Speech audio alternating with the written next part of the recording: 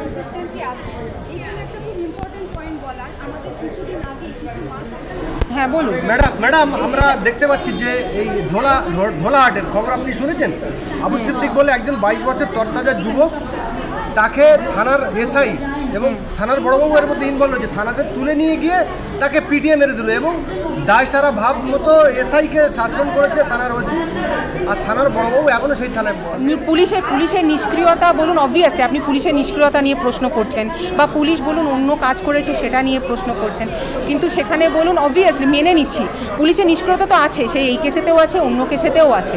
Police properly মানে এটা আমাদের অ্যাডমিনিস্ট্রেটিভ পার্ট, তো অবভিয়াসলি আমি মাননীয় মুখ্যমন্ত্রীকেই বলুন আর্জি জানাতে পারি যে তিনি অ্যাটলিস্ট এটা স্টেপ নিক, কারণ অ্যাডমিনিস্ট্রেটিভ পার্টে এখানে বলুন যেখানে ডিসিশনসই হয়নি সেখানে আমরা কী বলতে পারি।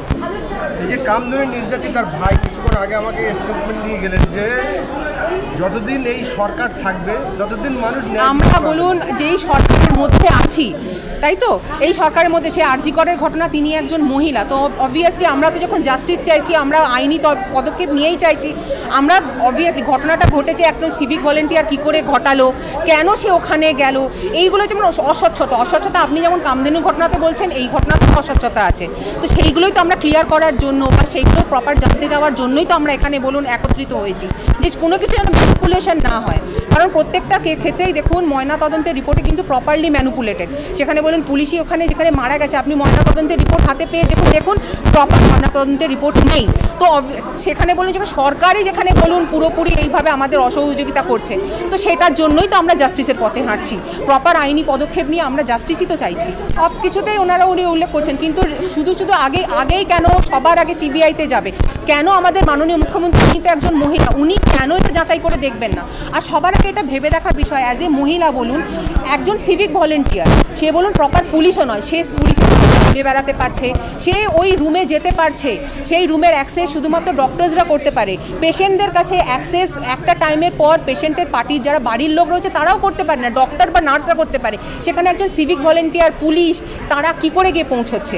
একজন মহিলা চেঞ্জিং রুমের কাছে সেখানে পুলিশ বড় মাথাকে নিশ্চয়ই, সেটা তো মনেই হচ্ছে যে আমাদের কোনো বড় মাথাকে লুকানোর জন্য বা বড় মাথাকে বাঁচানোর জন্য একজনকে শিখণ্ডী করে সামনে আনা হচ্ছে, আমরা সেটাই মানছি না। এবং প্রপারলি ময়নাতদন্ত এবং বলে হসপিটাল কর্তৃপক্ষের কোনো দেখুন দায় সারা ভাব, পুলিশ মন্ত্রী যেখানে পুলিশের কোনো নিষ্ক্রিয়তা এবং পুলিশের রিপোর্টকে কেউ ভরসা করে না, এখনো পর্যন্ত আমরা কোনো কিছু জাস্টিস যদি চাই তাহলে আমরা কিন্তু ফিল করি কিসের জন্য, সিবিআই এনকোয়ারির জন্য। সেখানেও চাইবো যে আমাদের এখানে অনেকে যারা রাঘব বয়াল আছে, যারা এখানে বড় বড় মাথা আছে এখানের মধ্যে ইনক্লুডেড আছে, তারা এই যে অফেন্স হয়েছে তার মধ্যে ইনভলভড আছে, আমরা চাইবো ক্যাপিটাল পানিশমেন্ট। ঠিক আছে,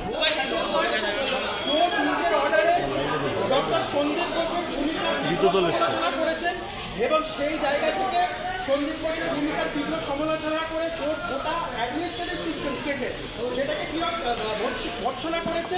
সার্বিকভাবে আবারও বলছে টু ইনস্টিল কনফিডেন্স, যেভাবে state agency has failed to carry out the investigation, সেই জায়গা থেকে কোর্ট সিবিআইকে ইনভেস্টিগেশন করার কথা বলেছে। এবং সবথেকে গুরুত্বপূর্ণ যে বিষয়টা সেটা হচ্ছে যে কোর্ট মনিটর ইনভেস্টিগেশন। আমার পাবলিক ইন্টারেস্ট লিটিগেশনটা স্পেসিফিক একটা অ্যাওয়ারমেন্ট ছিল, সেখানে আমাদের একটা প্রেয়ারই ছিল, সেখানে আমি বলেছিলাম যেখানে chief minister has already said যে স্টেট হ্যাজ নো অবজেকশন, কিন্তু আজকে কোর্টে দেখা গেল রাজ্য সরকারের সম্পূর্ণ একটা ভিন্ন অবস্থান, তারা সিবিআই এই প্রেয়ারটাকে তারা অপোজ করছে। বারংবার বলছি, আমি মামলা করার সময়তেও বলেছি, মুখ্যমন্ত্রী ঘটনার পরবর্তী পরিপ্রেক্ষিতে বললেন সিবিআইতে আপত্তি নেই, দুদিন পর 180 ডিগ্রি ঘুরে গিয়ে 7 দিন সময় দিচ্ছি। আমরা বলেছিলাম এই 7 দিনটাকে এভিডেন্স ওয়াইপ আউট করার জন্য। কোর্ট সমস্তটা কিছু শুনেছে এবং আমার পিআইএলটা থেকে পার্সোনাল ক্যাপাসিটিতে ডক্টর সন্দীপ ঘোষ আর ডক্টর সঞ্জয় বাসিস, দাদেন প্রিন্সিপাল আর দাদেন এমএসবিপি, এদেরকে পার্টি করা হয়েছিল। এই জায়গা থেকে আমার একটা বক্তব্য ছিল এদেরকে পার্টি টু প্রসিডিং করার জন্য। পরবর্তী দিনে এগুলো court will take up this prayers, কিন্তু অ্যাজ অফ নাও কোর্ট যে সিবিআই অর্ডার দিয়েছে এটাতে আমরা অত্যন্ত খুশি। আমরা আশা করি এবারে বিচার পাওয়া যাবে। সবথেকে বড় কথা থেকে ইনভেস্টিগেশনটা কোর্ট করবে।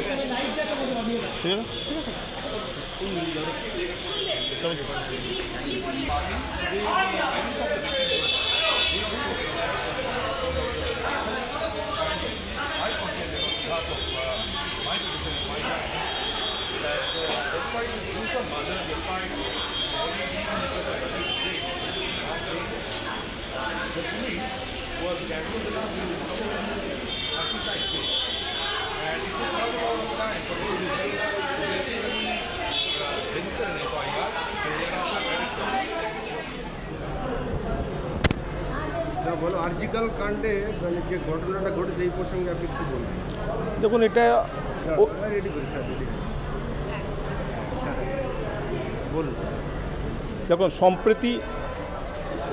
সম্প্রতি যে আরজিকর মেডিকেল কলেজ হসপিটালে যে একটা নৃশংস একটা হত্যাকাণ্ড ঘটে গেল, একটা তরুণী চিকিৎসক তাকে যৌন নির্যাতন করা হলো, তারপর তাকে মার্ডার করা হলো, হত্যা করা হলো। এটা একটা নৃশংস ঘটনার একটা উদাহরণ। যে অপরাধী, যারা এই অপরাধ সংগঠিত করেছে, তাদের দৃষ্টান্তমূলক শাস্তি, সর্বোচ্চ পানিশমেন্ট, ক্যাপিটাল পানিশমেন্ট হওয়া উচিত।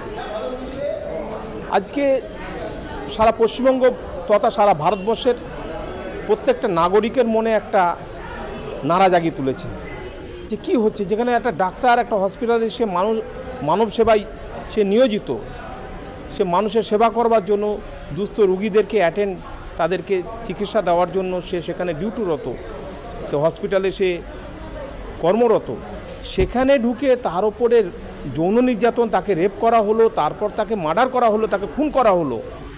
এবং যে অভিযোগটা পুলিশি তদন্তের মধ্য থেকে যেটা বেরিয়ে আসলো, যে একটা সিভিক পুলিশ বা ভলেন্টিয়ার সে এর মধ্যে ইনভলভ, এবং সেই হচ্ছে কি সঞ্জয় রয়। তো তাকে ধরা পড়েছে এবং সে স্বীকারও করেছে। তো এই ধরনের একটা ঘটনা অত্যন্ত দুঃখজনক ঘটনা।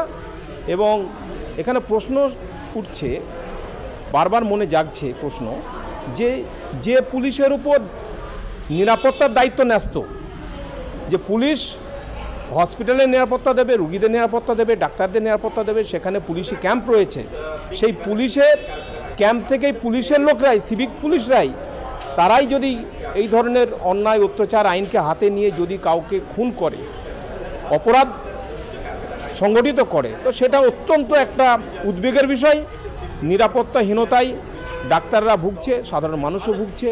এটা আমাদের রাজ্য প্রশাসনের, যেভাবে দেখছি যে প্রশাসনের সর্বময় যে যে মুখ্যমন্ত্রী যেভাবে স্টেটমেন্ট দিচ্ছে, যেভাবে পদক্ষেপ নিচ্ছে, এটা প্রশংসনীয়। কিন্তু আজকে সকালে বা কালকে সন্ধ্যা থেকে একটা জিনিস দেখলাম, যে আরজিকর মেডিকেল কলেজ এবং হসপিটালের যে অধ্যক্ষ সন্দীপ ঘোষ, উনি পদত্যাগ করেছেন, ওনাকে ওখান থেকে সরিয়ে দেওয়া হলো। কিন্তু এটা খুব ভালো হলো যে আরও অন্যান্য ডিপার্টমেন্টের ডক্টরদেরকে সরিয়ে দেওয়া হয়েছে। ওখানকার যে অ্যাসিস্ট্যান্ট কমিশনার পুলিশ যে দায়িত্বপ্রাপ্ত ছিল, ওনাকেও ওখান থেকে সরিয়ে দেওয়া হয়েছে। এটা মানুষের মধ্যে একটা আশার আলো বা একটা কনফিডেন্স, সাধারণ মানুষের মধ্যে একটা নিরাপত্তাহীনতায় যে ভুগছিল সেটা